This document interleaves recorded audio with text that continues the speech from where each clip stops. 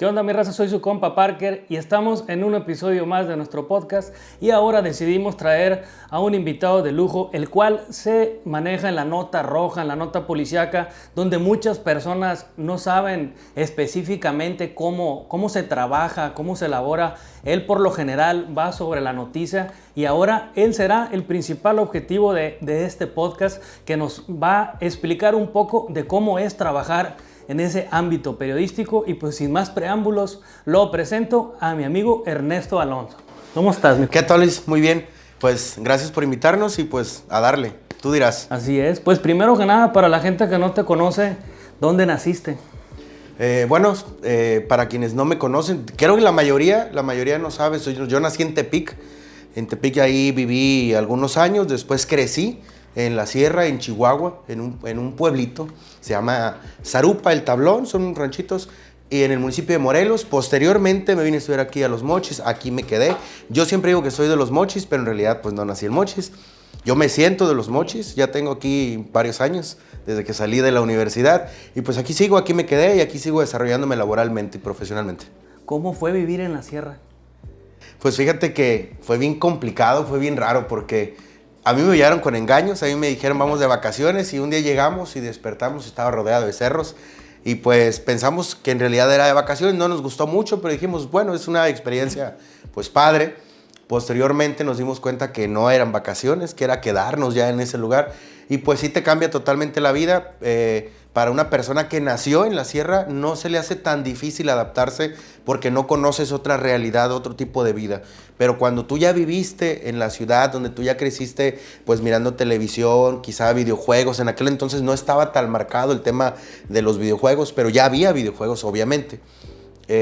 Pues sí, se te complica más, sobre todo porque también allá hay muchas deficiencias, muchas necesidades, y que en ocasiones puedes tener incluso dinero para comprar, pero no hay que comprar porque pues no hay tiendas. Es un tema complicado, pero la verdad que yo siempre he dicho, fueron tiempos muy felices, que si yo volvería a ser niño, creo que elegiría ser niño de un niño pues como la sierra. Al final de cuentas, tuve una niñez feliz dentro de lo que cabe. Creo que todos tenemos ciertos detalles, ¿no? Pero yo fui un niño feliz conforme lo que se pudo vivir allá, y pues así para mí eso fue vivir en el rancho. ¿A los cuántos años te fuiste a la sierra exactamente?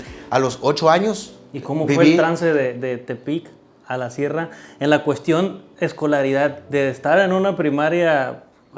Sí, fíjate que bien complicado porque, por ejemplo, cuando yo estaba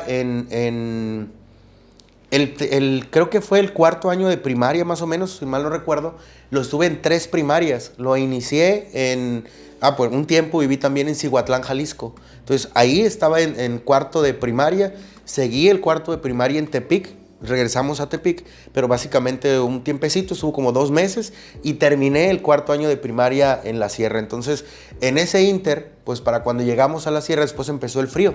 Yo jamás, imagínate de vivir en una ciudad en Jalisco, donde está la playa, a irte a la sierra, terminar en la sierra, que despertaba y estaba todo congelado, pues evidentemente eran contrastes totalmente diferentes, no solamente en cuestión cultural, sino en clima, bueno, en todo básicamente, ¿no? Entonces eso se te complica mucho, el hecho de que yo tenía que caminar en ese entonces, cuando recién llegamos, yo tenía que caminar más de 1 hora para poder llegar a la primaria donde yo iba. Yo y otros niños, no era el único, ¿no? Pero por fortuna, pues había niños que allá la deserción escolar se da pues por eso, por las distancias, se da por necesidades económicas, son muchos factores. Pero en mi caso, pues yo estuve a punto de decir, yo ya no quiero ir a la escuela, o sí lo dije muchas veces, pero pues me obligaban a irme a la escuela y tenía que caminar. Y te digo, de mi rancho a donde estaba la primaria, eran aproximadamente como 1 hora y media, más o menos, 1 hora 20 aproximadamente, pero de ida era pura subida y de regreso la mayoría era pura bajada. Entonces lo complicado era de ida para llegar a la escuela. Y cuando ya antes de llegar, pues era donde hacía más frío, y en las mañanas hay unos llanos, como si fueran, no sé si sepas lo que son los llanos, o la gente sepa lo que son como unas praderas, pero pues llenas de pasto, y en ese entonces, pues cuando hace mucho frío el pasto ya está seco, pero se congela. Entonces teníamos que llegamos literal hasta esta parte, lleno de mojado el pantalón, los pantalones, porque pues evidentemente vas caminando, estás más chaparrito porque está chico, y el agua te llega hasta acá porque se te va humedeciendo el pantalón. Llegas con los zapatos pues totalmente mojados. Entonces nosotros acostumbramos a llevar un par de zapatos extra para llegar a la escuela, y era un salón multigrado, o sea, era un solo salón para los 6 grados, en donde el profesor ahí se nos hacía bolas, se acomodaba unos para allá, había 4 pizarrones volteados, unos para allá, otros para acá, para que no estuviéramos interrumpiendo unos a los otros, y él nomás se daba vueltas, era un solo profesor. ¿Cómo para cuántos? Éramos como unos 30 más o menos, por todos. Y 4 pizarrones en un mismo salón, explicándole a todos. Sí, la verdad que mis respetos para los profesores de la Sierra, que tengo amigos que se han ido para allá, y la verdad que no es nada fácil, porque también es el tema de riesgo. Actualmente el tema de la inseguridad, sabemos pues que ha golpeado mucho el tema de los médicos, a los profesores. En aquel entonces era un ambiente más tranquilo, pero ahora, además de esas dificultades educativas o carencias en cuanto a material didáctico, bueno, toda esa situación que tienen que vivir, pues también está ahora el tema de seguridad. En aquel entonces, digo, no existía tan marcado, ¿no? Y bueno, el profesor, pues recuerdo, me tocó estar en esa primaria, te digo, terminar cuarto, quinto y sexto, y me tocaron 3 profesores. No recuerdo los nombres, profe Jorge, y el otro no recuerdo, un güero. Pero el caso es de que yo llegaba y tenía que llegar y quitarme la ropa, cambiarme en el salón, y a veces si no llevaba otro par de zapatos, porque tampoco es que había abundancia. En muchos compañeros, incluso a mí me llegué a hacerlo también, estar descalzo, tomar clases descalzo, porque pues no tenías otro par de zapatos. Había una especie de hornilla calentón, le llaman allá, que bueno, ya después, el gobierno del estado donó a la escuela una estufa de leña, pero cuando en mis tiempos era un calentón, que es una barrica de fierro que la hacen hechiza. Y bueno, es que ahí le meten leña, se calienta todo el salón, y pues así calentaban el salón, y al mismo tiempo todos poníamos los zapatos abajo para poder, pues que se secara la ropa y los zapatos para la salida, exactamente. Y pues de tarea también teníamos que llevar o leños o piñas, perdón. Las piñas son las que dan los pinos, unas que cuelgan, ¿no? Como una flor de los pinos. Entonces teníamos que llevar para estar atizando ahí mientras estaba el salón, porque estaba haciendo demasiado frío, son salones de madera. Entonces no tuve, en ese sentido, pues sí me tocó sufrirla, por así decirlo, caminar mucho tiempo, y pues así. Después salgo de la primaria, y pues tampoco había secundaria en ese rancho, menos donde yo vivía, era otro rancho. Tenía que irme a otro lugar donde había un internado, un albergue. Era un albergue pues para niños tarahumaras, que si bien es cierto yo no soy tarahumara, pero pues vivía en la Sierra Tarahumara. Entonces para eso era el albergue, y ahí se juntaban de diferentes comunidades. Ahí pues nos daban, era un cobro mínimo, no recuerdo exactamente cuánto, pero era muy poquito. Y pues ahí dormías, había literas, ahí convivías con los demás, como la casa de los famosos ahora, pero básicamente pues era de esta manera, ¿no? Convivías con todos ellos en la secundaria. Y ahí así estudié la secundaria, hasta que después a media secundaria más o menos, me fui yo a vivir a la casa de una familia que prácticamente me adoptaron, y que yo ahora los veo como si fueran mis papás, porque con ellos estuve prácticamente pues la mitad de la secundaria, todo lo que fue telebachillerato, porque hay que decir que es telesecundaria y telebachillerato lo que hay, donde pues en la secundaria me tocó que llegabas y empieza el programa a las 7 de la mañana, son 15 minutos de programa, tienes 15 minutos para contestar unas guías que te dan, y 15 minutos para que el profe te explique, y entendiste, no entendiste, hiciste lo que hiciste, y sigue la siguiente clase porque se pasa el programa. Entonces, profesores que evidentemente a veces no cabían los alumnos en la escuela, y ellos se tenían que aventar 2 turnos, porque a mí me tocó que dividieran los grupos, porque no son aulas chicas, es un solo primero, un solo segundo, y son 3 grupos nada más, ¿no? Y dividían en 2 turnos, entonces los profesores ganan un solo sueldo, que también les tocaba hacerla de una u otra manera. No podían decir ellos que no a los alumnos, o decir, sabes que ya no hay cupo, ¿no? Y así. Entonces, puedo decirte que soy de los pocos afortunados que tuvo la oportunidad de estudiar.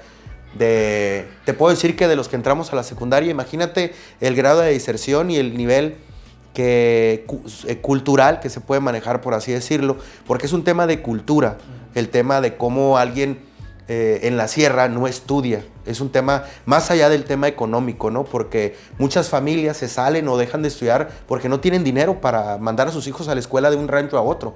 Pero también es el tema de que, por ejemplo, en mi caso, recuerdo perfectamente que entramos 36 a primero de secundaria en un rancho, se llama El Tablón, en Morelos, Chihuahua.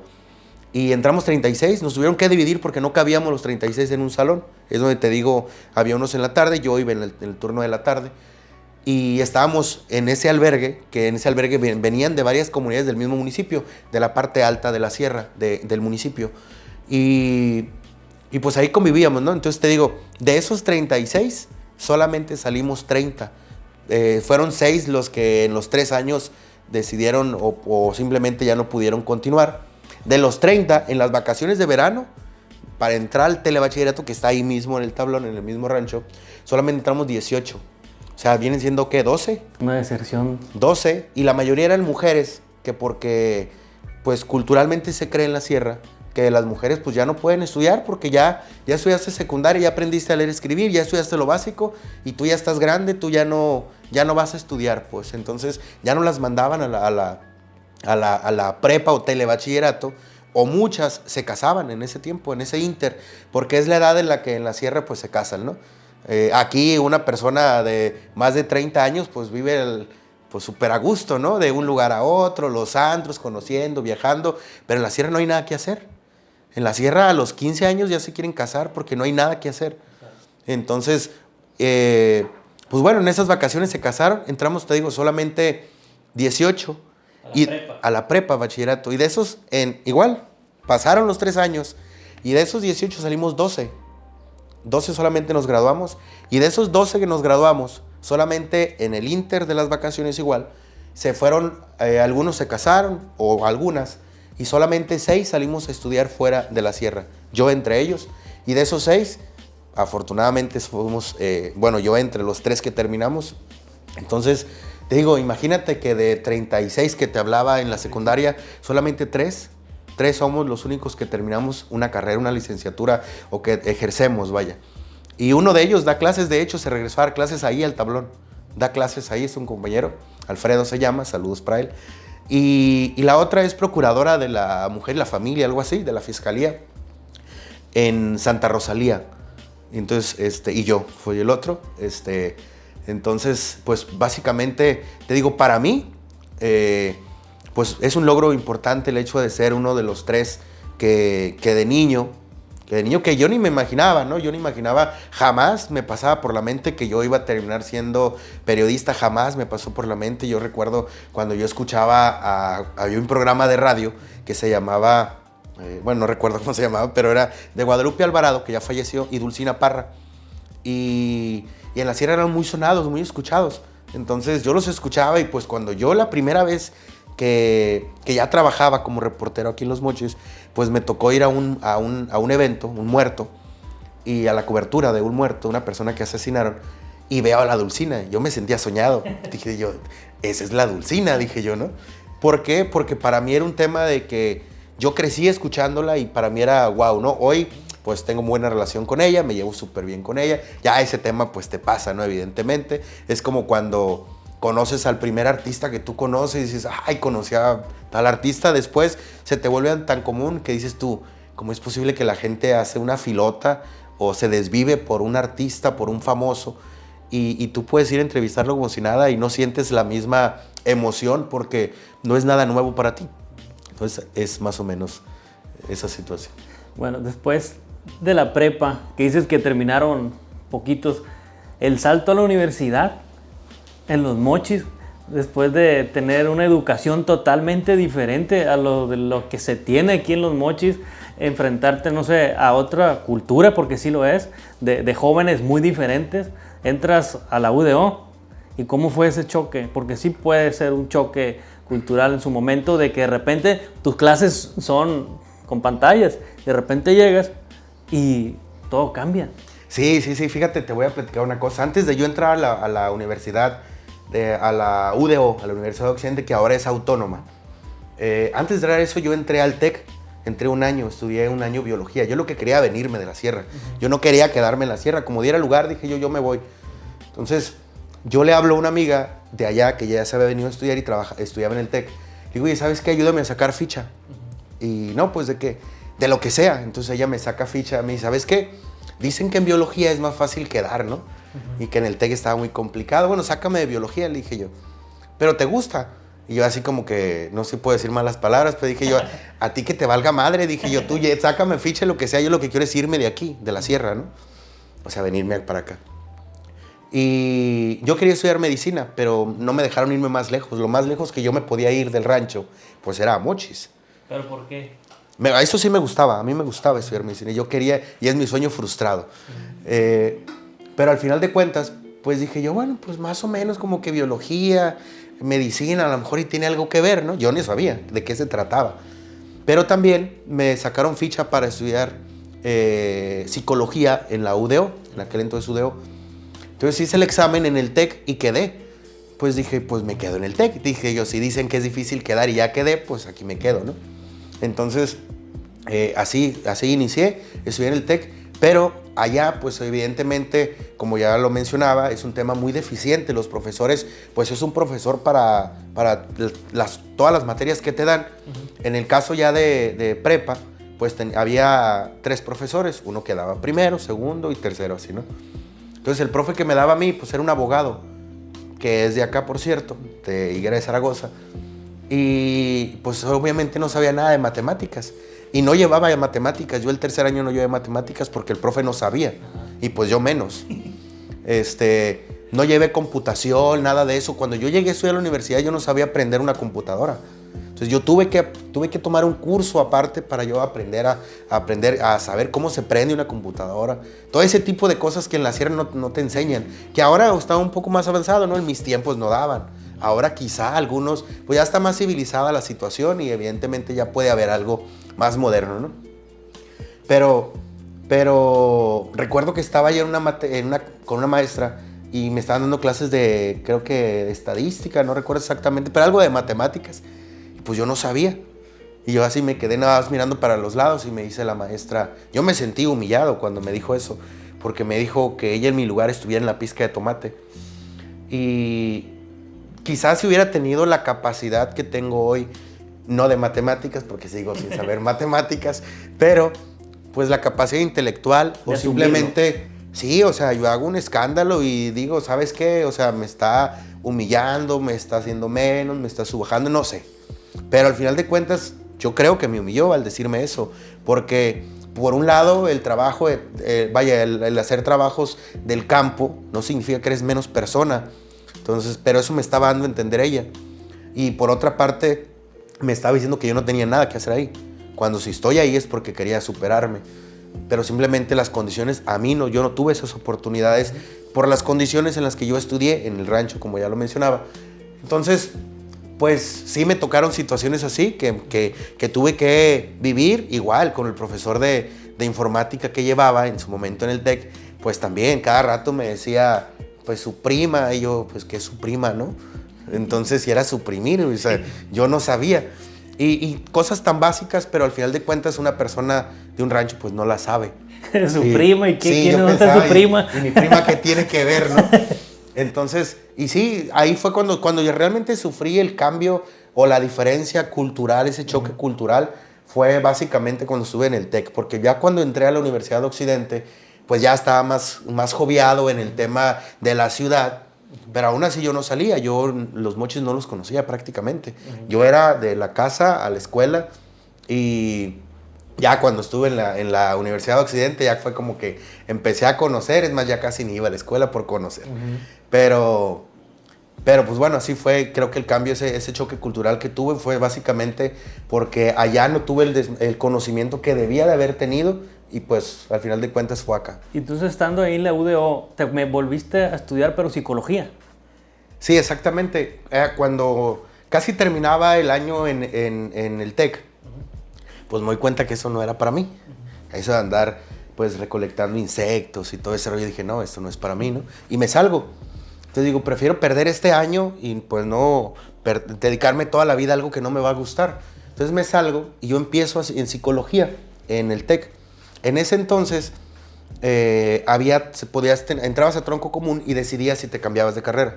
Pues ahí yo fue donde me cambié de psicología a comunicación. En la UDO. Entré a un taller y me gustó que había desmadre y dije, aquí me quedo. Y pues así fue como yo terminé siendo periodista, estudiando comunicación. Y así fue como estudié inicialmente comunicación. Después estudié criminalística y ciencias forenses, pero ya fue un tema más de sentir... ¿sabes qué? Necesito estudiar otra cosa, ya siento que estoy oxidado, necesito... Y como trabajo el tema policíaco, pues evidentemente para mí era como que lo que sentía que se me acordaba. Y son temas bien diferentes, porque una cosa es la realidad en el campo y otra cosa es lo que dice la escuela y lo que dice la teoría de cómo son las cosas realmente. Porque no se investiga. O sea, exacto. Y se supone que criminalística es para eso, para investigar, para saber las causas de muerte, todos esos procesos. Y en la realidad no es así. ¿Y cuál es la realidad de un periodista policíaco? Pues no dormir y no descansar, ¿eh? Hay quienes dicen, qué padre. Pues no está tan padre porque no tienes vida social. Yo la tengo, pero tienes que sacrificar muchas cosas. El hecho de a veces estás en tu casa conviviendo con tu familia y te hablan de que, ¿sabes qué? Hay un homicidio y tienes que irte. ¿Por qué? Porque hay hechos relevantes en los que tienes que estar a fuerzas y no puedes decir, ¿sabes qué? Ahorita consigo la información, porque evidentemente también se da de que conforme pasan los años vas haciendo enlaces, vas haciendo contactos y eso te facilita el trabajo. Pero hay situaciones en las que tú sabes que ese tema va a ser polémico, va a ser mediático y tienes que estar. Un ejemplo es cuando hay un feminicidio. Es evidente que el feminicidio va a ser mediático y tienes que estar a como de lugar, conseguir las mejores fotos, conseguir la mejor información y pues lamentablemente ahí sí que hay una competencia entre cada medio a ver quién consigue la mejor información, porque ahí es cuando te mides tú o cuando pasa un hecho relevante, ¿no? Un enfrentamiento, una detención de una persona importante, es cuando dices tú, aquí tengo que demostrar qué es lo que yo soy, qué es lo que hago mejor dentro de mi trabajo. Y dentro de ese trabajo, ¿en cuáles tú consideras que han sido los antecedentes o el hecho? Si te digo, enumérame 3 hechos que te marcaron como periodista policíaco, ¿cuáles serían? 3 nada más. Fíjate que el primero me tocó hace mucho tiempo, trabajaba en un medio impreso, en un periódico. Aquí en la ciudad de Los Mochis trabajaba yo. Y eso me marcó mucho primero porque iba empezando a trabajar. Fue en el 2012, tenía pocos años trabajando. Y pues ahorita tengo creo que más de 13 años, no sé exactamente. Pero en ese entonces tenía muy pocos años, tenía un par de años creo. Y se dieron unos enfrentamientos en mayo del 2012, si mal no recuerdo, en abril del 2012 en Choix. Y hubo muchos muertos, ahí me tocó ver muchos muertos, más de los que reconoció la fiscalía. La fiscalía reconoció 27 muertos, ahí me tocó ver predios llenos de muertos y que los números no daban y no coincidían con los que decía la fiscalía. Pero dices y aprendes que si la fiscalía te dice que esto no es gris, sino que es azul, pues es azul. Porque ahí está la línea entre el continuar por tu seguridad y el aferrarte a decir la verdad. Y hay periodistas, y mis respetos para quienes, que así debe ser, ¿no? Decir la verdad ante todo. Lamentablemente vivimos en una sociedad de doble moral en la que por un lado te exigen la verdad, pero por otro lado, pues te están diciendo no la digas. Y el gobierno hace lo mismo. El gobierno por un lado dice, sí, estamos trabajando en aclarar este tema y no es cierto. No investigan y tampoco dicen la verdad, o sea, no es cierto. Entonces, ¿qué te queda? Si la fiscalía en su momento, en aquel entonces Procuraduría, dijo que eran 27 muertos, pues fueron 27 muertos. Ahí me tocó ver más y quienes tuvimos la oportunidad de ir, porque no fui el único periodista que lo vio. Incluso algunos que todavía están trabajando en la policíaca, pues vimos muchos cuerpos más y que no a todos los dejaban subir hasta el punto donde estaban los muertos. Pues dices tú, a mí me quedó marcado ver camionetas cargadas llenas de muertos, porque de esa manera los bajaban. Camionetas doble rodada llenas de muertos, camionetas pick-up y que corría la sangre, o apilados. O simplemente que ibas por caminos de terracería, te encontrabas camionetas incendiadas, calcinadas y cuerpos tirados a un lado. Fue un tema que sí me marcó, me causó un poco de ruido en su momento. y que creo que, te digo, por una parte es porque yo iba iniciando y por otra parte porque los enfrentamientos se extendieron por muchos ranchos, o sea, por gran parte de Choix y parte de Chihuahua. Y pues te digo, fueron varios días. Ahí me tocó estar cerca de 13 días, creo, en aquella parte. Y mandábamos la información para que se publicara. Y bajaba. Cuando ya no se podía, teníamos que regresar hasta el fuerte. Era lo más cercano que podíamos llegar. Y tener que madrugar otra vez al siguiente día a cachar la información. Y al mismo tiempo, pues a ver si tenías suerte y te tocaba una balacera. Que por cierto, sí nos tocó 2 veces.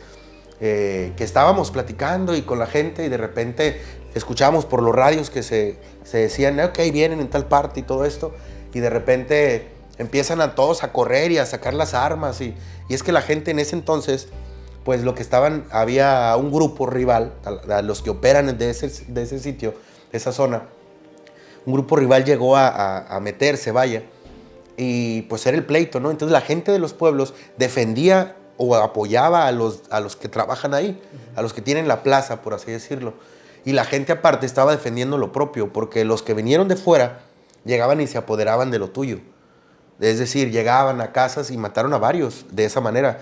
De que, hey, ¿sabes qué? Quiero comida, dame comida, porque estaban hambriados, estaban por el monte. Llegaban a pedir comida y al que no les daba comida lo mataban. Y mataron a varias personas así.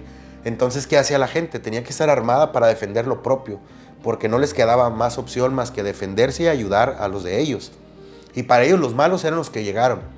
Entonces, era una cuestión pues cultural, porque recuerdo que en aquel momento el exgobernador Maloba decía, no pasa nada. Sí, no pasa nada porque no vives allá. No vives allá. Dice, es que son grupos antagónicos que están peleando. Y yo no sé qué. No, también la gente está peleando y está peleando lo propio. Y decía, es que sálganse. Y fue cuando empezaban a sacar gente de Choix, llevárselos a Culiacán algunos, otros se los trajeron para Mochis, otros a la cabecera municipal de Choix. Y es que el problema que decía es que la gente no se quiere salir, está terca y se quiere quedar. Pues ¿cómo te vas a salir si lo único que tienes arraigado a ti son tus propiedades, tus coches, tus chivas, tus vacas y tu tierra, tus animales? Es lo único que tienes. Y al gobernador, en su momento, o a cualquier gobierno, se le hace bien fácil decir, vénganse, ¿cómo los vas a dejar? O sea, porque es de lo que vives y es con lo que creciste. Es parte de tu identidad y es algo que los gobiernos nunca entienden. Se les hace más fácil decir, vente, en lugar de hacer su trabajo, llevar seguridad y fajarse los pantalones y combatir, en este caso, el crimen organizado, que difícilmente lo van a hacer, porque ellos mismos lo permiten al final de cuentas. Entonces, es un tema bien complicado, que te digo, es un tema sociocultural, pero pues que en su momento sí me marcó mucho por esa situación y porque aparte lo entendía yo, porque yo soy de la sierra y porque crecí en medio de todo eso. Entonces, para mí nunca ha sido, y lo voy a decir así, para mí el tema del narcotráfico para mí no es malo. Para mí es una forma de vida. Porque yo crecí, yo iba a la primaria y sembraba marihuana. Quizá nunca lo he dicho, pero al final de cuentas, cuando yo tenía como 10 años, allá no hay trabajo. En la sierra no hay trabajo y ahora, pues sí, de repente llevan ciertos proyectos y cosas así, pero unos cuantos. Entonces, en aquel entonces no había trabajo ni había ese tipo de proyectos. Entonces yo me acuerdo que cuando tenía como 9 años, si mal no recuerdo, iba a la primaria, pero también sembraba marihuana, como todos los niños en la sierra. Y no nomás en el rancho donde yo vivía, en todas partes de la sierra. Y seríamos o quisiéramos tapar el sol con un dedo si dijéramos, es que en mi rancho no pasa eso. En todas las partes de la sierra todos los niños trabajan en temas ilegales o ilícitos porque es una forma de vida. Es muy común ver que los adolescentes anden armados porque es una forma de vida. Y no tanto porque tengan enemigos, porque es una forma de crecer, de vivir, de subsistir. Y eso es lo que los gobiernos no entienden. Cuando entiendan y cuando sean parte de, entonces van a saber cómo enfrentar esos problemas. Entonces yo te digo, yo por eso lo entendía, porque me tocó saber lo que se siente, que al gobierno se le hace bien fácil llegar y decir, ¿sabes qué? Te destruyo este plantío que tienes aquí y ya, se acabó el problema. Sí, y todo lo que yo debo por ese plantío y todo lo que, pues es mi trabajo, no hay otra fuente de empleo. ¿De qué voy a vivir? Si tu gobierno me vas a destruir la marihuana o la amapola, pues entonces dame una fuente de empleo. ¿Qué voy a hacer aquí? Porque puedo sembrar maíz y frijol, sí, para no morirme de hambre. Pero ¿a quién se lo voy a vender aquí? Porque entonces todo el mundo va a hacer lo mismo y no nos vamos a vender entre unos y otros. Es un tema bien complicado que el gobierno no atiende y que creo que nunca lo va a atender porque sigue igual. Por eso entendí eso mucho más, el problema ese que te tocó cubrir en ese momento. Sí, y por eso lo sentía, y a veces hay que sentir las historias y apropiarte de esa historia para poder narrarla. El día que tú vas a un lugar y hay un enfrentamiento, que hay como esa situación, que más allá de un enfrentamiento era un tema, como decía ahorita, pues de formas de vida, y que la gente defendía lo suyo. Entonces, cuando sabes eso, te apropias de la historia porque la sientes. Y de esa manera lo puedes escribir bien fluido y llegas y escribes y te sale bien natural porque entonces sabes cómo funcionan las cosas. Pero también estás en una línea en la que tú, o al menos ya hablando del tema ya cuando ya era periodista, pues dices, es que ahora yo me dedico a esto. El hecho que yo en su momento de sembrado marihuana era porque no tenía opciones, porque el gobierno no te da opciones, como no se las sigue dando a mucha gente. Entonces yo no los culpo ni los juzgo. Ellos sabrán por qué lo hacen. Lo que no implica que yo diga, ¿sabes qué? Es que el ejército, es que la Guardia Nacional, o sea, son lo mejor. Sí, mis respetos. Pero a ellos los mandan a hacer ese trabajo nada más. Yo estoy hablando del gobierno, no de quienes ejecutan esa orden. Entonces ellos tienen que hacer su función, que es destruir ciertas cosas, pero pues ellos están cumpliendo una orden solamente. Entonces ese fue uno de los que me marcó mucho. El otro fue, evidentemente, pues la captura del Chapo Guzmán en su momento. Que sea un tema que a nivel nacional, son de esas notas que a nivel nacional sabes que va a ser nota a nivel nacional, porque, pues por la trascendencia del personaje, ¿no? Desde el momento en el que te avisan y los que cubrimos seguridad, pues sabemos perfectamente que empieza una balacera, un enfrentamiento, o disparos, detonaciones, rápido te avisa. No falta quien te avise. Y cuando te reportan algo así, pues ya más o menos le vas calculando de qué se trata, ¿no? Empiezas a preguntar y vas de un lugar a otro. Y ya pues llegas y sabes que algo podía estar pasando. Yo recuerdo que yo viví muchos años ahí, muy cerca de donde estaba la casa, prácticamente a una cuadra y media. Y nadie, así como decían los vecinos, y nadie creía, ¿no? Que decían los vecinos, ay, ¿cómo es posible que nunca haya sabido? Y que decían los vecinos, no, es que en realidad yo no me di cuenta. Pues yo también fui vecino y nunca me di cuenta que ahí estuvieran haciendo algo de extraño. Sí, tú mirabas pues que estaban construyendo una casa y que tardaban mucho tiempo. Pero pues como ves una casa cuando están construyendo y dices, es que ya se tardaron mucho, pues es que no tienen dinero para construir de golpe y se atrasa el proceso. Pues eso pensó todo el mundo. Pero pues al momento que ya se da el tema de la detención, bueno, cuando se sabe que era él, que todos nos enteramos por un tuit de que lo tenemos, ¿no? Que fue de Peña Nieto, pues entonces ya cae uno en cuenta de qué se trata. Pero para entonces, pues básicamente se da todo bien rápido y en el tema de la cobertura, pues es un día de mucho trabajo, que sabes que lo que tú hiciste ahorita, al ratito va a salir otra información y otra, y en ese entonces pues ya estás al nivel de los medios nacionales y que al final de cuentas a veces, aunque tú tienes la información de primera mano, luce más el trabajo de un periodista que es de un medio nacional o internacional porque tiene más proyección, independientemente de que tú tengas la mejor información o de que tú sepas más cómo fueron las cosas. Pero a veces también ese es un detalle, que ese es otro problema, que a veces tenemos la información, pero no la puedes decir porque es tu seguridad. Entonces el hecho de que tú seas un ejemplo, yo de Los Mochis, y que sepa demasiado de cierto tema, pues no porque yo tenga la información de primera mano lo voy a decir todo, porque pues yo me quedo. Puede venir un periodista de México o puede venir un periodista de otro país y puede venir y escribir, ¿sabes qué? Aquí hay esto y esto, esto otro, y se va. Y pues deja la lumbre, y la lumbre es para los periodistas que nos quedamos. Entonces yo no puedo publicar todo lo que sé. Como dice, la información es poder, pero también es un riesgo. Llegó alguna situación que estaba, por ejemplo, por así decirte, que yo hubo un tiempo que me daba miedo salir a la calle y le tenía miedo a un comandante de la policía. Y le tenía miedo porque él sabía, porque él nos decía cosas o nos afirmaba cosas fuera de off the record. O sea, terminabas la entrevista y te afirmaba, sí, ¿sabes qué? Tú lo entrevistabas de tal tema y te decía, no estoy enterado, yo no soy, o no, están equivocados, temas así. Se negaba, pero terminabas de grabar y te decía que sí. Y prácticamente se estaba amarrando y diciéndote, te tengo en mis manos y tengo la información. ¿Y qué haces? No puedes publicar y decir, después de que dejé de grabar, me confirmó que sí, sabiendo todo lo que había. Entonces, yo le tenía miedo.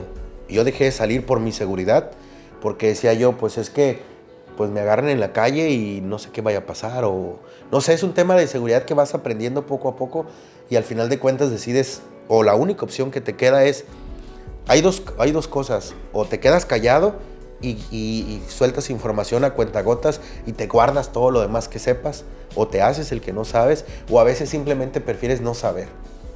Haces como que viste, pero mejor te vas, porque evidentemente muchas veces yo lo he hecho, y creo que todos o muchos periodistas lo hemos hecho, de que vemos ciertas situaciones y prefieres no enterarte, porque el saber también es un compromiso. Y sabes que el saber, a veces no te vas a quedar callado y lo vas a querer decir. Entonces es mejor no saberlo, porque sabes que si lo dices estás en riesgo. ¿Qué ha pasado con algunos periodistas, no? Que han asesinado y han asesinado porque se sienten que son de acero, porque creen en la libertad de expresión, que no existe la libertad de expresión. No existen los mecanismos que te puedan proteger de un atentado. No existen y no es cierto. Bueno, existen, pero es nada más un mero protocolo. Porque si tú dices algo y lo publicas o lo escribes o haces esa cobertura, pues para cuando te quieran poner un mecanismo de protección, ya te pasó algo. ¿Y de qué sirven? O por ejemplo, te pueden poner un policía o dos afuera de tu casa y ellos no te van a proteger. Si quieren llegan y los matan a ellos también. Sabemos que ellos han rebasado el tema de seguridad al gobierno. Entonces es un tema bien difícil y que no es fácil el tema de las coberturas cuando son hechos muy relevantes. Entonces ese fue el segundo tema. No recuerdo qué otro podría ser como tercero, pero es que hay muchos que te marcan y no te marcan por la magnitud del evento. Te pueden marcar por tratarse de un hecho de un niño, por ejemplo.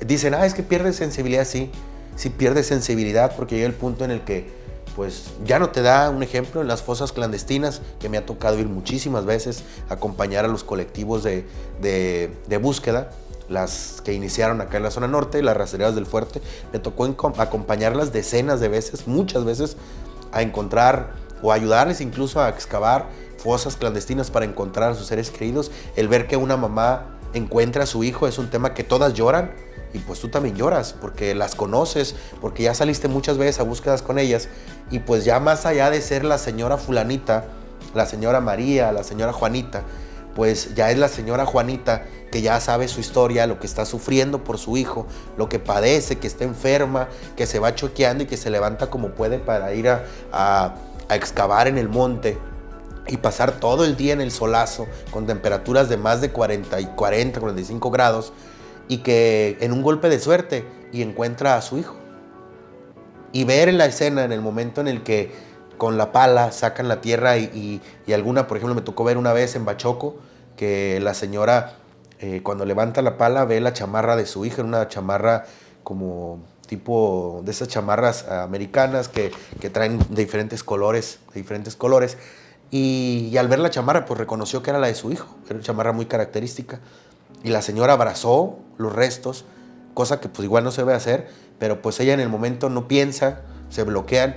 Y cuando pasa algo así, o cuando no saben de quién se trata, pero que es un punto positivo, le llaman, que encuentran una osamenta, un cuerpo en descomposición, evidentemente es un tema que para ellos es traumático, ¿no? El saber que encontraron a alguien que estaban buscando en ese lugar que les habían dicho que allá había, y más cuando les dicen, ¿sabes qué? Es que en ese predio hay mínimo 10 y encuentran a uno.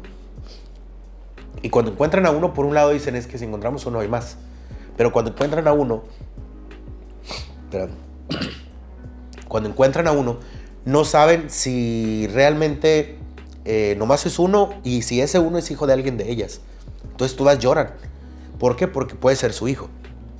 cuando todas lloran, pues tú como periodista vas y que ya las conoces, pues te dan ganas de llorar, porque conoces su historia. Yo he llorado con ellas muchas veces y dices tú, pues es que yo no tengo que llorar, porque mi trabajo es otra cosa y yo tengo que estar frío ante esa situación. Pero siempre he dicho, si no te apropias de la historia, no la vas a poder contar. Tienes que vivirla y sentirla para poder contar una historia. Para poder que puedas escribir una crónica, tienes que vivirla. Si no, ¿cómo vas a transmitir lo que tú estás sintiendo y lo que tú viviste? Entonces tienes que vivirlo, sentirlo, vaya. Entonces te digo, desde esas situaciones donde pierdes sensibilidad, el hecho de que ya no te dan asco los olores. Evidentemente el olor de un cuerpo en descomposición depende de donde sea, en el mar, en un canal, en una fosa, donde sea, pues son diferentes olores, un olor característico de un cuerpo en descomposición. Y ya no te da tanto asco, pero también al mismo tiempo no te sorprende verlo. De donde sea, cosa que a mucha gente le podría sorprender, ¿no? O por ejemplo, el tema, hay quienes en una ocasión me criticaban mucho y me decían, ¿cómo es posible que no sientas? Estaba yo transmitiendo, ahora que se usa pues transmitir desde Facebook en vivo. Me hablan de mí y me dicen que había una niña que había fallecido electrocutada. Entonces ya había fallecido. Pero el protocolo indica pues que los paramédicos tienen que llegar y tienen que pues hacer el protocolo, no revisar, traer al hospital y que en el hospital digan si vive o muere o qué pasó. Pero muchas veces la niña pues ya no tiene signos vitales del momento que agarran su cuerpo, o a la menor, ¿no? Entonces a mí ya me habían dicho que la niña no tiene signos vitales. Yo ya sabía que no tiene signos vitales, pero yo no podía transmitir que una niña había fallecido porque pues evidentemente la mamá y la familia podían ver la transmisión y yo tenía que decir que pasó un accidente en el cual una menor pues se electrocutó. La señora venía deshecha, ¿no? Entonces la señora se baja junto con la niña en la ambulancia, meten a la niña, yo transmitiendo, y todo el mundo me empezó a decir, se escuchaba donde la señora lloraba y se tiraba al piso. Y yo me empecé a alejar por respeto a la familia. Me alejo un poco, pero todo el mundo me empezó a decir a mí que indolente, que sí que no siento, que irrespetuoso, bla, bla, bla. Yo por eso me fui alejando, por respeto. Pero también tengo que hacer mi trabajo. Entonces, independientemente del tema de que si siento o no siento, mi trabajo es informar. Y primero es informar y después es sentir. Entonces, no me puede ganar el sentimiento y decir, es que qué feo siento, ya no voy a transmitir o voy a cortar porque la señora le está doliendo. No, yo tengo que informar. Y claro que estoy sintiendo porque tengo familia y porque yo no tengo hijos, pero tengo sobrinas. Y evidentemente es inconsciente el tema de que tú crees que en algún momento puede ser ella la que está en esa situación. Entonces, sí te duele, pero tienes que informar. Entonces, corto la transmisión y cuando yo me voy, me acerco con la señora y yo le ayudo a levantarla y la señora se desmaya. Entonces yo me meto, fue en el General, me meto al Hospital General y le digo al guardia, pues estaba un poquito más adentro, que le hable a alguien para meter a la señora. Ya, hacen lo que tenían que hacer de auxiliarla y toda esa situación. La señora se espera ahí. Habían pasado como 15 minutos y la niña pues ya se sabía que estaba sin vida. O sea, yo ya sabía. Y todavía la señora no la decían. La señora se mantenía pensando que su hija estaba viva y que la estaban atendiendo. Con la esperanza. Sí, con la esperanza. Entonces dices tú, qué mala onda que pues no le han dicho que su hija ya no vive, pero al mismo tiempo, pues yo tenía esa como cierta obligación de decirle, ¿sabe qué? Pues vaya y pregunte, ¿no? Porque a lo mejor no le van a decir pronto. Y sí, pues fui y le dije a la señora que fuera y preguntara, le metí candil, como dicen, vaya y pregunte y usted tiene todo el derecho que le tienen que decir qué pasa con su hija. Entonces, fue y preguntó y pues ahí ya le dijeron que su hija pues ya no vivía, que había llegado sin vida. Pero pues la señora pasó esa situación, entonces pasan muchos casos que a lo mejor son mínimos o chicos, por así decirlo, que no trato de minimizar la situación de la señora. Me refiero que es un caso normal, entre comillas, porque muchas veces es bien común, ¿no?, que fallezcan niños por accidente, porque se cayeron de un caballo, porque se ahogaron en una cubeta. Y son cosas bien tristes y bien comunes, son accidentes caseros, o que se mueren niños en el río ahogados. Es bien común todo ese tipo de cosas y te marcan. Entonces, y te marca igual que cualquier hecho grande, de alguna cobertura grande, nomás que son trabajos bien diferentes. después de todo esto que nos estás contando, estás compartiendo a la gente, que muchas personas no saben lo que es ser un periodista policíaco. Ahorita lo estás explicando, como eso de la gente que te empezó a tirar hate, se podría decir. Pues tú estás haciendo tu trabajo. O sea, no lo ven de la parte de periodista, que es su trabajo. No lo hacen con el dolo de dañar la zona, pues se podría decir, que está sucediendo en ese momento, ya sea un fallecido, X o Y, ¿no? Pero yo te pregunto, después de todo eso que tú nos has contado ahorita, emocionalmente, ¿cómo terminas? Cuando llegas a tu casa y dices tú, pasé por oler cuanta cosa, no sé, vi un cuerpo ahí, formas un caparazón, ¿no? Porque lo tienes que formar, porque lo ves diario. ¿Cómo te llegas y te sientas y cenas? Es que tienes que dejar todo allá porque, por ejemplo, normalmente yo cuando voy a una fosa clandestina, evidentemente al descubrir los cuerpos que están al intemperie, pues empiezan a despedir todos los olores, y más cuando son varios, ¿no? Te tienes que acercar cerca. Normalmente te acercas porque estás en la búsqueda. Cuando tú llegas después que te avisaron de que encontraron ellas y tú no estabas en la búsqueda, llegas de lejos y ahí no te llega a veces ni el olor porque pues no está cerca, ya está acordonado, toda esa situación. Pero cuando tú estás en búsqueda, estás ahí. Entonces, obviamente el cuerpo se impregna del mal olor de un cuerpo en descomposición, y es un olor que no se quita. O sea, la ropa huele y no es como que, ¿sabes qué? Huele a muerto y ya se le quitó. No, o sea, tienen que lavarla y toda esa situación. En este caso, yo ahora sí que hago un protocolo para poder llegar a mi casa.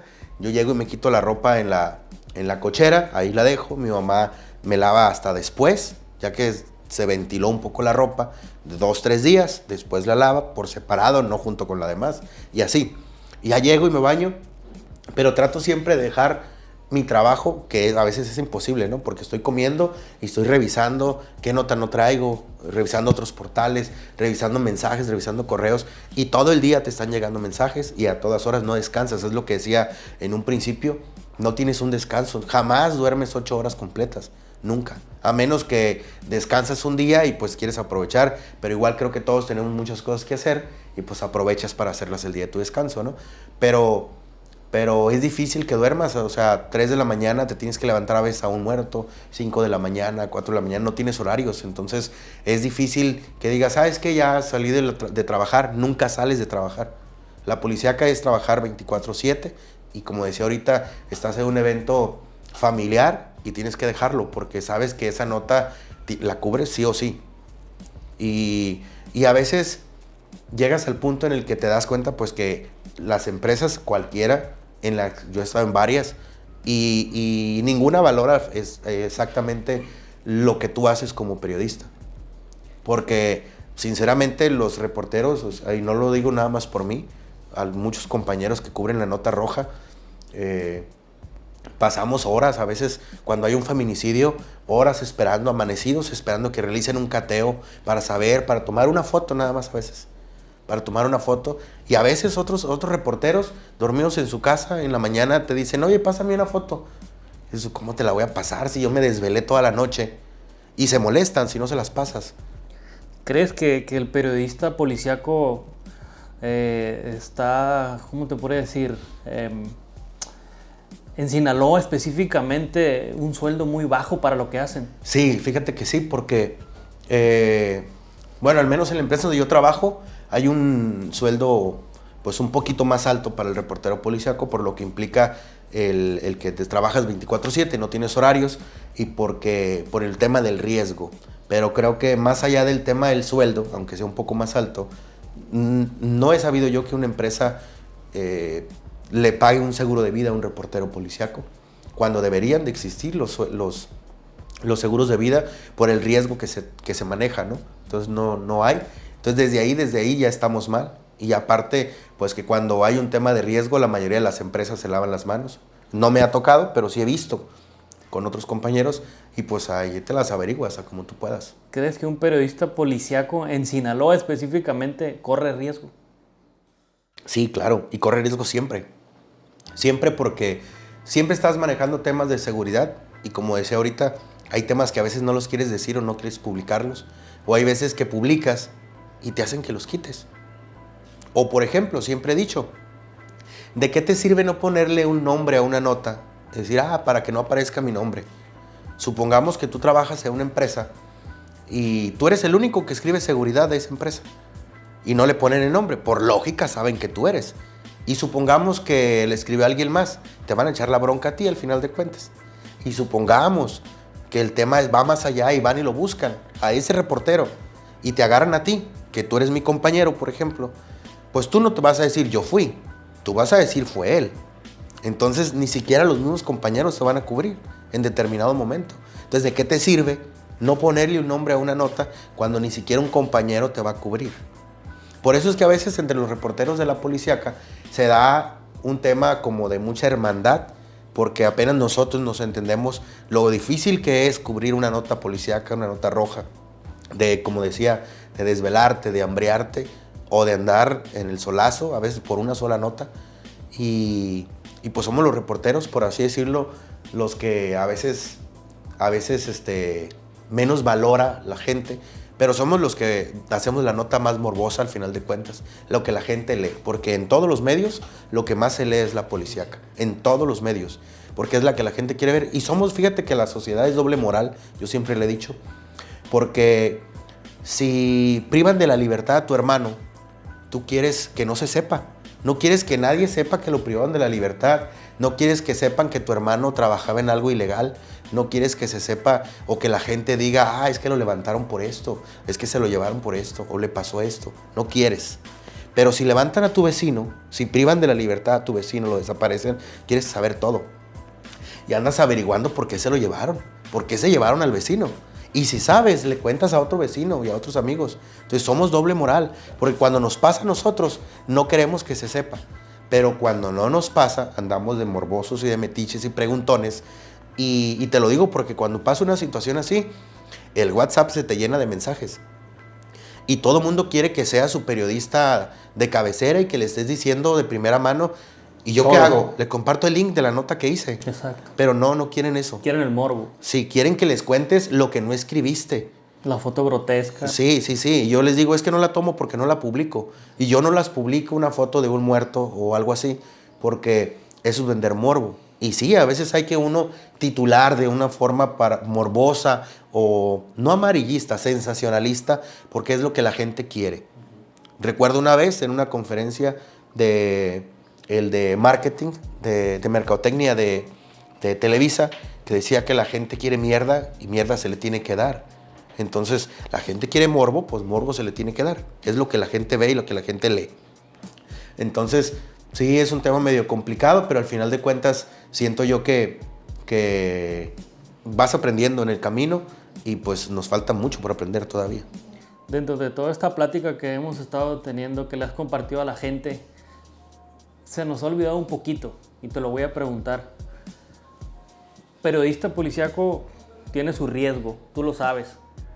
Pero ¿cómo la familia vive eso?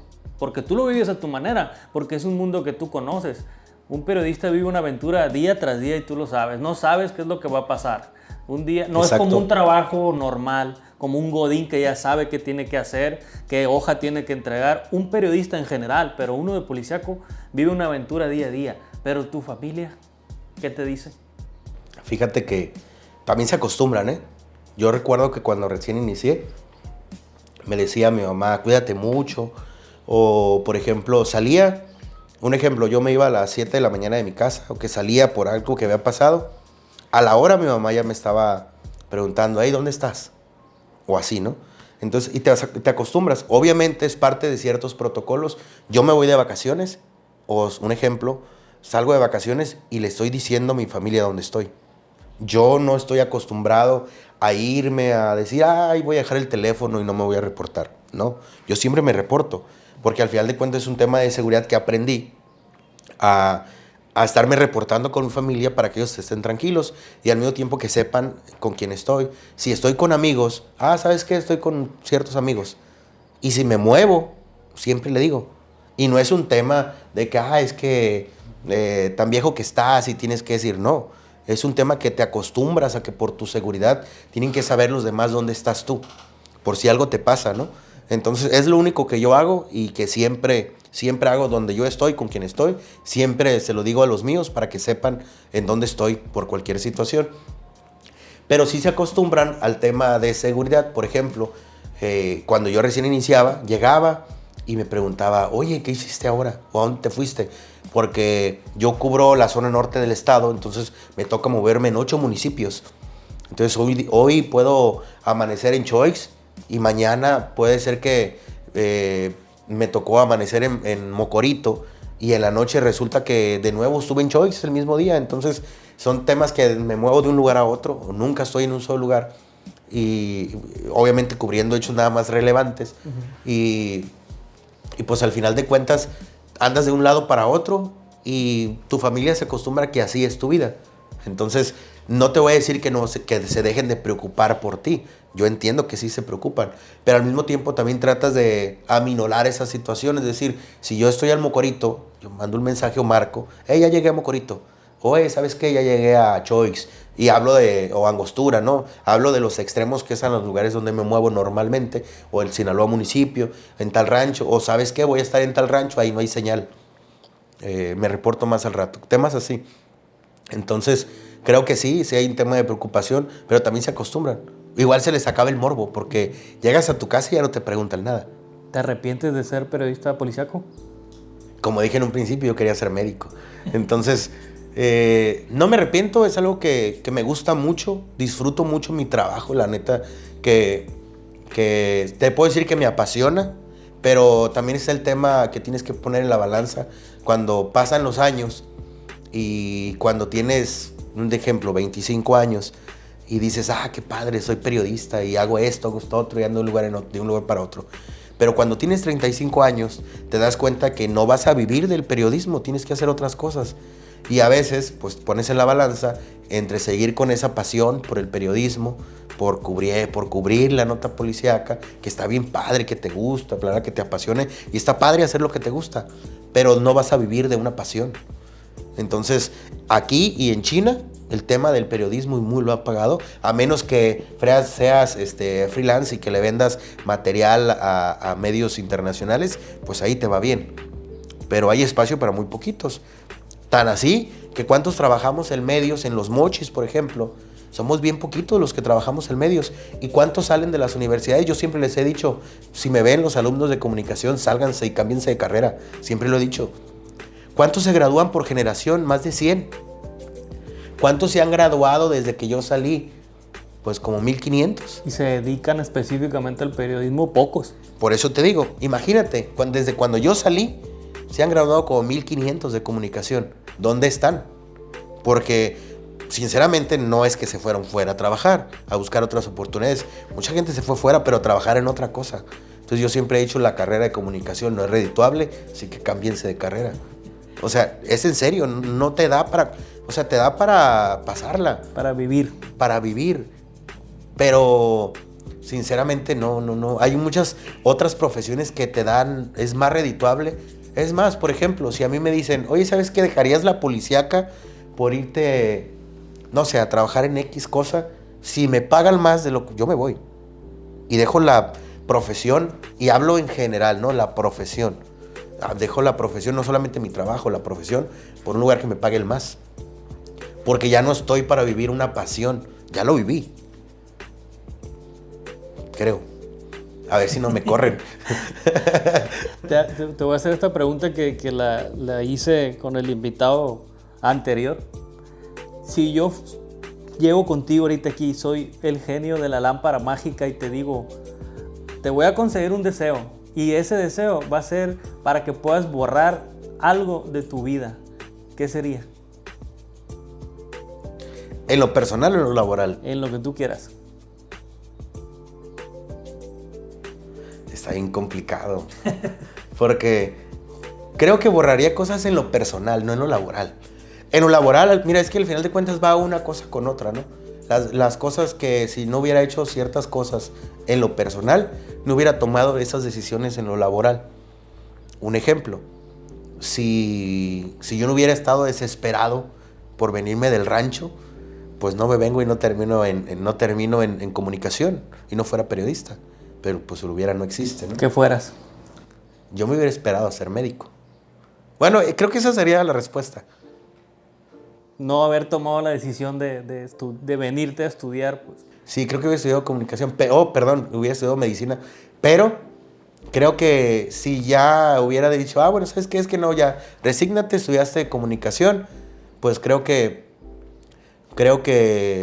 hubiera tomado algunos sueños que en su momento tuve oportunidades para trabajar fuera y no lo hice por temas personales. Creo que en su momento me hubiera ido. Por ejemplo, antes colaboraba para la Qué Buena de Los Ángeles y en su momento me ofrecieron trabajo. Y yo no me fui por temas personales. Entonces creo que, por ejemplo, eso pues me hubiera ido. Yo era feliz aquí, estaba enamorado, pues estaba pendejamente enamorado y no me fui. Entonces, al final de cuentas, creo que eso, yo siempre he dicho a las personas, o sea, el amor a pendeja. Entonces, hacemos cosas que jamás en la vida decíamos, ¿cómo es posible que hice eso, no? Antepones tus sueños por Exacto. estar con otra persona. Yo siempre le he dicho a la gente, o sea, no dejes tus sueños y no los trunques por una persona. Quien te quiere te va a apoyar en tu sueño y te va a acompañar. Y al final de cuentas, primero supérate en lo personal y ya en lo laboral, perdón, y si profesional. Y si te queda espacio para el amor, pues ahí después lo vives.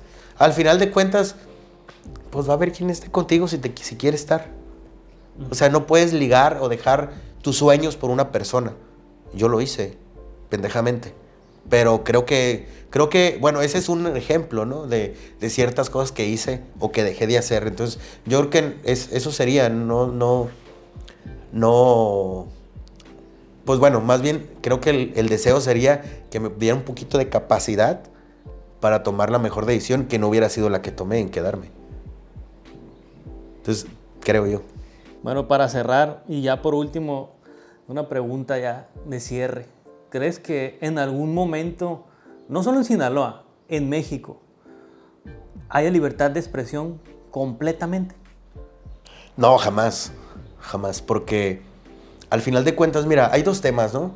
Hay los periodistas que se venden porque se quieren vender. Por necesidad, muchas veces. Sí, porque se quieren... Es que mira, es para allá iba. Hay unos que por necesidad, porque cuando tú haces tu propio medio, cuando tú lo formas, que yo soy freelance, o que sabes que yo ya hice mi propia página de internet y ya ahora vendo noticias, ¿no? Entonces, cuando haces eso, pues tienes que hacer convenios con gobiernos, con políticos, porque de ahí es donde va a salir dinero. Porque, pues, ¿de dónde vas a sacar dinero? Todos los medios viven de la publicidad, los chicos y los grandes, y las revistas y de todo. Entonces, terminas vendiéndote al final de cuentas, terminas vendiendo tu línea editorial. Pero también hay quienes con todo el dolor del mundo, pues te golpean a ti para que tú les digas, hey, ¿sabes qué? Te voy a dar tanto, pero ya, bájale. Entonces, cuando con dolo deciden vender su línea editorial, vender su credibilidad, pues esos son otro tipo de periodistas. Entonces, ya desde ahí, pues ya no hay libertad de expresión porque ya te la están truncando. Pero también está otra parte y otros periodistas que quieren ir por la vida pues caminando recto, pero no puedes, porque o copelas o cuello, como dice el dicho, ¿no? Entonces, yo siempre he dicho, oye, ¿sabes qué? Mi número es público, mi número de teléfono. Y mucha gente lo tiene. De repente me marca gente que ni en mi vida, pues jamás en la vida me la he topado y que no los conozco y me marcan. Y me meten una regañada por teléfono diciéndome, ¿y tú eso? Infinidad de veces me han amenazado que me van a desaparecer y que me van a levantar, que porque publiqué una nota, esto. Y yo, ok, sí. Yo siempre he dicho, o sea, quien te va a hacer algo no te va a marcar para decirte eso. Lo van a hacer. Digo, espero que así siga funcionando, ¿no? Pero también he recibido llamadas para decirme, ¿sabes qué? Un favor, ¿puedes quitar tal nota? Y con gusto lo hago, cuando puedo, ¿no? Porque tampoco depende de mí al 100%. Yo en mis redes sociales la puedo quitar sin problema porque yo la manejo. Pero donde yo trabajo no decido yo. Entonces yo nomás mando, yo nomás subo. Perdón, yo nomás escribo. Pero hay quien se dedica a subirlas y a editarlas y todo ese rollo. Y ya no depende de mí si se quitan en un instante. Entonces, yo siempre he dicho, al final de cuentas, llega el punto en el que si yo subo una nota y yo sé que estoy afectando ciertos intereses, pues esa persona, siempre que subes una nota, hay dos partes. ¿A quién beneficias y a quién afectas? Siempre va a haber. Un ejemplo, manejo policíaca. Si hay un desaparecido, a la familia la beneficias, que publiques que su hijo, su hermano, su familia está desaparecido y que pides que la gente ayude para localizarlo. Pero al crimen organizado no le gusta que tú publiques un desaparecido. Al gobierno tampoco le gusta. ¿Por qué? Porque mancha su imagen de seguridad, de que todo está tranquilo. Y pues sí, no hay muertos, pero hay un chingo de desaparecidos. Entonces tampoco les gusta. Y pues, ¿qué tienes que hacer? ¿Sabes qué? A veces hay muchos desaparecidos que ves en redes sociales, pero en medios de comunicación no los ves. Entonces son temas bien contradictorios y bien difíciles de manejar porque tienes que manejarlos con pincitas. Porque, bueno, ¿sabes qué? Sí puedo subir tu desaparecido, pero primero pon denuncia. Porque al rato, yo no te dije que lo subieras. Bueno, si tengo la denuncia es porque tú me la pasaste. Y así, o sea, son temas bien complicados que a veces terminas cooperando o terminas tú solamente autocensurándote, o que tú te quitas la libertad de expresión, te la autoquitas, o ¿cómo se dice? Te autocensuras. Por tema de seguridad, porque para mí primero está mi seguridad, que todo lo demás. Por fortuna en mi trabajo siempre me han dicho, hey, ¿sabes qué? O sea, tú decides qué publicas, pero también es tu responsabilidad. Entonces, lo que yo publique, me permiten publicar todo lo que yo quiera. O sea, sí me dan esa libertad, pero también es mi bronca. Entonces, ¿qué me están diciendo? Que si mañana o pasado pasa algo, pues yo soy el responsable, porque yo decidí publicarlo. Entonces, yo tengo que saber, hay una línea bien delgadita que es invisible. Tú tienes que saber qué sí publicas y qué no publicas. Qué sí se te permite, entre comillas, o en qué no afectas ciertos intereses y qué te tienes que callar. Entonces, es un tema que vas aprendiendo con el tiempo y pues que la gente nunca va a entender. Porque, por ejemplo, la gente te puede decir, oye, ¿sabes qué? Ahí en la esquina de mi casa venden droga. Ay, ¿por qué no le marcas a la policía tú? ¿Quieres que yo vaya? Todo el mundo sabe dónde venden droga. Y el gobierno no hace nada. El gobierno sabe dónde venden droga. Y tú quieres que yo vaya, o sea, yo, Ernesto Torres, el pendejo, que vaya y tome una foto y que lo publique y que me chinguen a mí. Porque yo soy periodista, porque yo sí lo puedo hacer. No. O sea, hay temas en los que yo no me puedo meter, porque son evidentes, porque yo no voy a descubrir América publicando que ahí venden droga. Todo mundo sabe dónde venden droga. Y no estoy descubriendo ni estoy exponiendo nada, porque todos sabemos dónde venden droga. Y si el gobierno dice que no sabe, pues no sé qué están haciendo. Porque, pues, es muy evidente. Pues. Sí, o sea, es tan evidente que están todo bien evidente. Entonces, es un tema que al final de cuentas, uno sabe hasta dónde te puedes meter. Y por eso a veces dice la gente, es que publican lo malo que los dejan, ¿verdad? No, es que no es que te dejen o no te dejen. Es que hay cosas que, ¿para qué las publicas? O sea, nomás es meterte en problemas y no vas a solucionar absolutamente nada publicando algo que es tan evidente. Entonces, así es como funciona la policía. Bueno, mi raza, pues ahí fue el testimonio, la historia de un periodista policíaco que está día a día informándoles de los sucesos. Me voy a persignar porque dijo muchas cosas que no tenía que decir. No solo en Los Mochis, Sinaloa, sino en partes del estado. Pues él fue Ernesto Torres. Pues, mi hermano, muchas gracias.